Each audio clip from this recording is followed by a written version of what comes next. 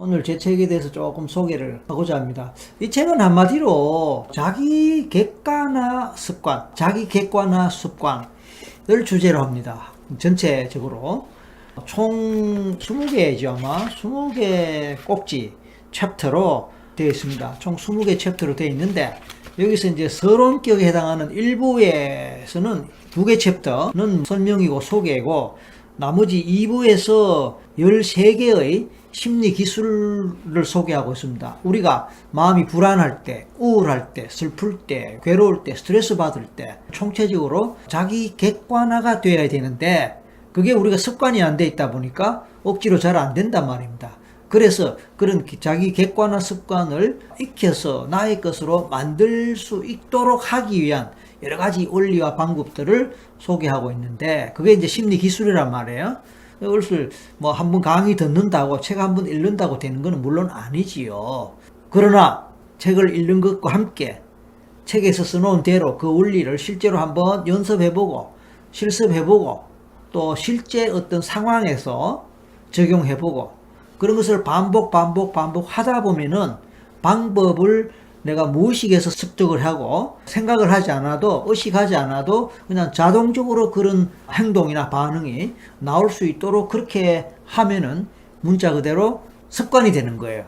그렇게 되면 자기 객관화 습관을 내가 습득하는 꼴이 되죠. 그렇게 되면은 일상에서 내가 힘들 때 스트레스 받을 때 불안하고 두렵고 슬프고 우울하고 등등 할 때 그 습관을 적용시켜서 나는 빨리 벗어날 수 있고 빨리 문제에서 해소되고 멀어지고 내가 편하게 나를 지킬 수 있다. 그런 얘기입니다. 그래서 주된 제목으로 내 마음과 거리를 두면서 나를 객체로 생각하고 객체를 바라보듯이 사물을 바라보듯이 내 감정을 내가 감정에 끌어있는 이것을 내가 슬퍼하고 있는 이 모습을 내가 불안하거나 두려워하고 있는 이 모습을 내가 우울해하고 있는 이 모습을 내가 화가 나가 있는 이 모습을 내가 내 눈으로 본다기보다 바깥에서 다른 사람 눈으로 나를 보는 심리 기술이다. 그런 얘기입니다. 그 다음에 이제 그렇게 하기 위해서는 자기 자신을 좀 객관적으로 이해하고 파악해야 될 필요가 있어요.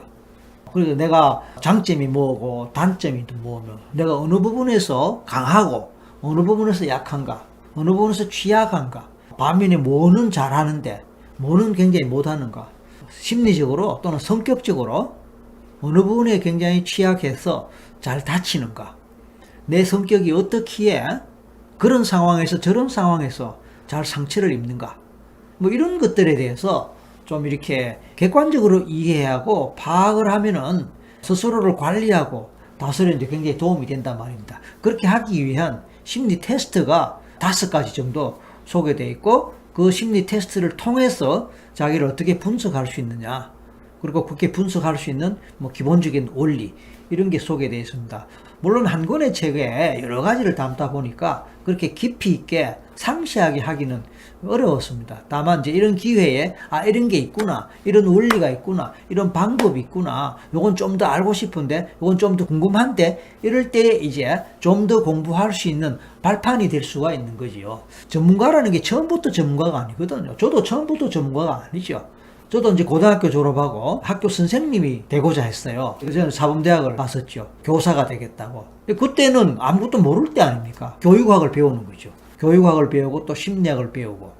교육학과에서는 심리학 과목이 제일 많아요. 왜냐하면은 교육을 하기 위해서는 심리를 모르면 안 된다. 이래서 심리학 과목들이 굉장히 많고 그래서 심리학과는 아니지만 심리학 중에서 상담 심리학을 주 전공을 했죠. 왜냐하면 심리학이 또 전공이 또 여러 가지가 있거든요. 그러니까 같이 심리학을 해도 다른 전공을 할 수가 있어요. 그런데 저는 그 심리학 중에서 상담 심리학을 했고 결국은 이제 나중에 심리 치료로까지 연결되고 오늘날 제 바탕이 마련된 거거든요. 제가 이제 그 얘기를 왜 하느냐면은 처음부터 저도 상담 전문가도 아니고 심리 전문가가 아니다 이런 뜻입니다.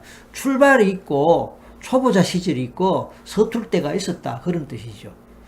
여러분들도 혹시 난 뭐 잘 모르는데 난 능력이 없는데 이렇게 생각하고 스스로 문 닫을 필요가 없단 말입니다. 어차피 하루아침에 되는 건 아니기 때문에 좀 더 멀리 보면서 한 단계 한 단계 밟아 나가면은 전문가가 될 수 있고 전문적인 능력을 발휘할 수 있게 된다. 그런 뜻입니다.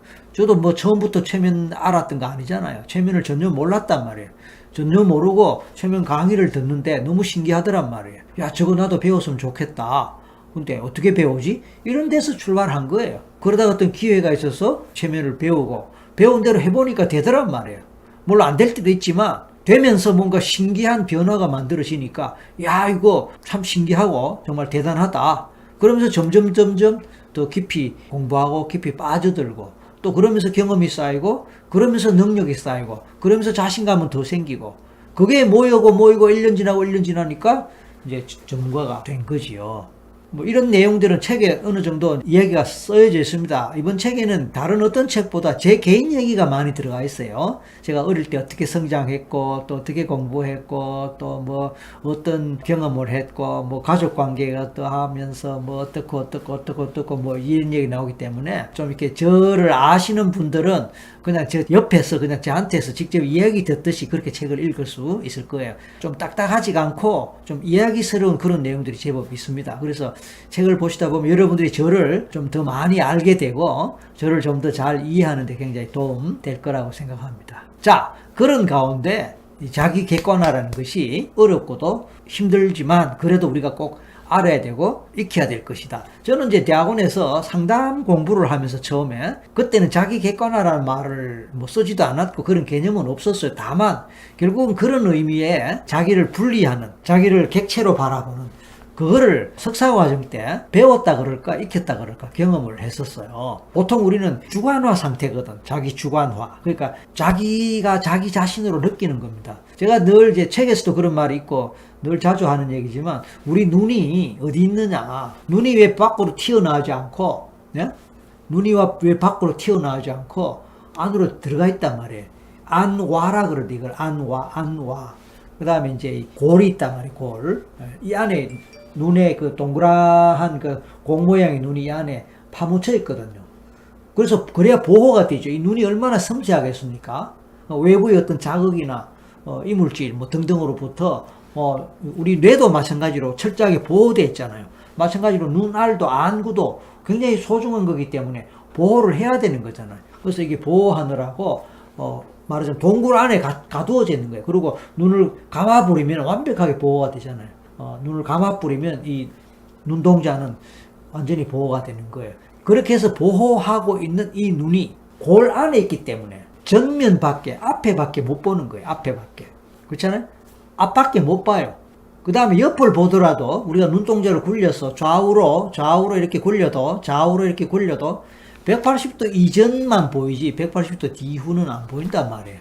그러니까 이제 한계가 있다 이런 뜻입니다. 이 한계 때문에 내가 나를 못 보는 거예요. 내가 내 얼굴을 못 보는 거예요. 눈 밑으로 고개를 돌리면 뭐 이렇게 내 몸을 일부는 보지만 전면의 일부는 보지만 고개를 돌려서 봐도 어깨 정도밖에 못 보지 뒤로는 안 보인단 말이에요. 그 다음에 이제 얼굴을 못 보고 그래서 거울이 필요한 거예요. 거울이 있어야 보게 되는 거고. 이게 우리 눈이 그래서 이 주관화의 기본 수단이 된다. 그러니까 우리가 어떤 감정을 경험할 때는 그 감정 속에 파묻힌다 이 말입니다. 이 눈은 내 몸의 일부로서 눈 동굴 안에 파묻혀 있잖아요. 그러니까 내가 내 감정을 경험할 때는 그 감정과 더불어 가는 거죠. 그러니까 이거를 남이 나를 보듯이 우리가 볼 수가 없는 거예요. 남이 나를 보듯이 우리는 볼 수가 없는 거예요. 그러니까 이것 때문에 우리는 객관적으로 자기를 판단하고 분석하는 것이 어렵단 말이에요. 자기를 객관적으로 남들이 나를 어떻게 보는지의 그 관점에서 정확하게 판단하고 분석하는 게 어려울 수밖에 없는 거예요. 그렇다고 그걸 안 하면 곤란한 게 안 하면 우리는 내 마음대로 사는 꼴이 되고 내 감정대로만 사는 어떤 그런 상황이 되어버리기 때문에 사회생활에 문제가 되는 거예요.